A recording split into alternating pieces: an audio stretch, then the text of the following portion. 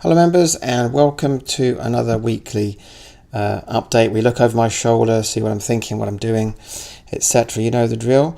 Let's start off with the A50R, because I have got an open trade on that. I bought UPRO based on the elastic band system, and it's going fine because this is, the market is kind of messing around a little bit. It did have it's got a big overbought condition to work off. Every time it goes up, the sellers come in because of all the dumb money that come in so late because of that big dramatic move upwards. And that's kind of what's exacerbating this escape from the doldrums. But, see how these peaks are getting lower and lower, hopefully. But, the main thing is it's powering, steadily powering higher. So it shouldn't be much longer now, I hope, before things get back on track for the overall market and the UPRO trade. Let's look at oil. This trade's going well. This was the entry point around here based on a big breakout on the weekly chart. And no one's going to see this coming, I don't think. A lot of people now, if you go around saying, oh, it's a big new bull market for oil, they'll look at you like you're not know what you're really talking about. But I can see it on the weekly chart, and here it is. It's still early days for that. Long-term trade going well. Let's see what else.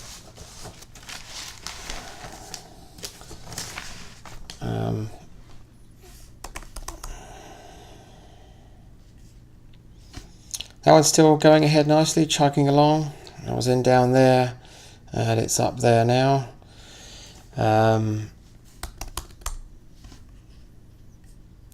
NSS, I was in down there. It's up there now, going along nicely.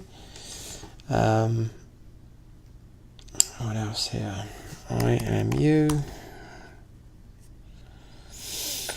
I was in down here, and it's up there. This wasn't particularly good action this week. Volume picking up and closing at the bottom of its range here. Let's put a stop loss in here. If it gets below 15 and it closes on the day below 15.11, I'll probably take profits on that one because it might be getting a bit choppy there. I don't know quite what's happening. What else here? RD&T. This one, as you know, I was in around there and had a nice, nice week. And then there's nothing wrong with this down day or so. It's just consolidating one of this crazy upwards move here. If we can just hold the high ground there around 12, above 12, that will be just fine. What else here?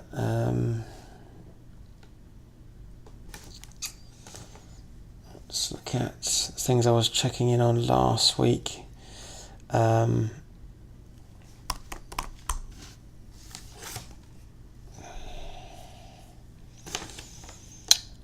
Not that one. Hang on a second.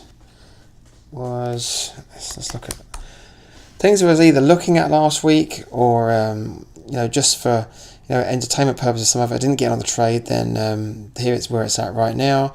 That was the entry point around this one, and it's just moved a little bit ahead there. CPRX. That one was stopped out if it was anyone in it at all. That was that one I was saying about a penny stock, and that's just the way they go sometimes. A bit disappointing because that was a nice setup on the chart there, but yeah, that one's out. Let's look at some other ones I've been eyeing of late. See how they look on the weekly chart. FSBW. Interesting. It's respectful of that 40 week, that's for sure. Let's see on the daily chart here.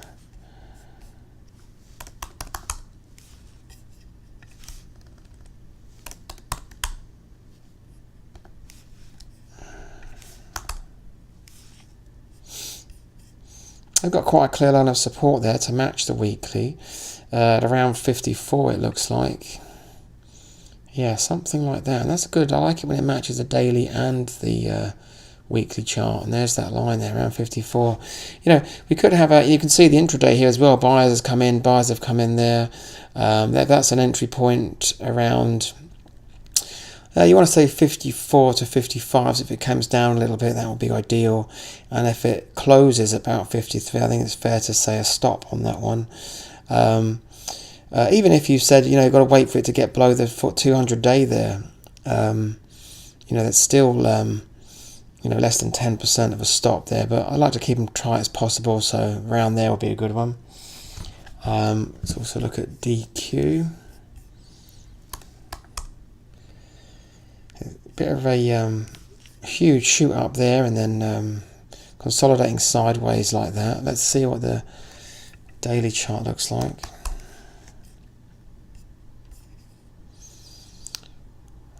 Not the best support around there. It's okay.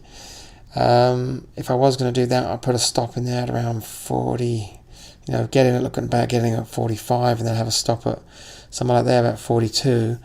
There's another one I had my eye on here, which was XNet.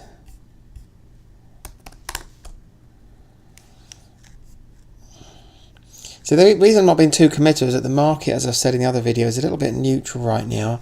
So these would be kind of like wait and see, and if things turn around, it's hard to sort of, say you say the market's neutral short term. I'm not exactly going to just go and dive in, but these are things I've got my eye on, and you can learn from what I'm looking at as well and why I'm looking at it. It's quite a dramatic chart here. Look, it's huge, shooting up here like this, and then quite rightly consolidating and holding this high ground here quite nicely, letting its 240 week catch up with it. Let's see if we can get some order out of this on the daily chart here. It looks like I've been around 12. I can find a line about 12 that will match the weekly. So there's that line, something like that. That's pretty good. If there's an entry point around about here, actually, you could get in between 12 and 13. Tight stop loss there at maybe even 11. Yeah, I mean, it's in trouble if it closes below 11. Obviously, the 40 week is the main one. It does seem to respect that quite well. But that's been quite a dramatic rise, and it's doing that thing where, look, there's a speeding train here, and we're waiting for it to slow down, come into the station before I try and board it. And there's a classic example. So that one's very tempting indeed. Again, especially if the market starts to turn around in the short term. So those are ones I've got my eye on. The other one, everything else is going well. Let's just look at the pound actually. There's the pound, still going nicely. As you know, I was in down there, and there's that upwards trend, still going very well indeed. Now let's keep an eye on gold actually, because I did notice something about gold this week. It was interesting, and it's right on it as we speak. Look at this line of support here. It's quite. We've got about 1, 2, 3, 4, 5, 6 touches now. And what's also interesting about that line is every time it drops below it on the intraday, buying comes in. See these? Especially there, buyers have come in.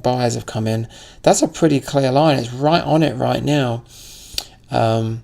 Whichever way you want to play gold, short or long-term, physical or notional, that isn't a bad entry point now. And gold might finally start trying to get its act together. I mean, at the end of the day, I know it's been all over the place. At the end of the day, it is above its 40 week, and the 40 week is pushing up. A little bit disrespectful of it in the past, a little bit chaotic. But turning to the daily, what I'm looking for is tight stop losses. If I'm wrong, I lose $1. If I'm right, I win $10. And that's if gold, for example, closed at 124 even, very, very short term we're talking about now, because this is just over a couple of months, that's really, really nice little entry point there. Just thought I'd mention that. For anyone who's interested in gold long term, that's of note as well. So that's all for now. I will speak to you in the cryptocurrency update.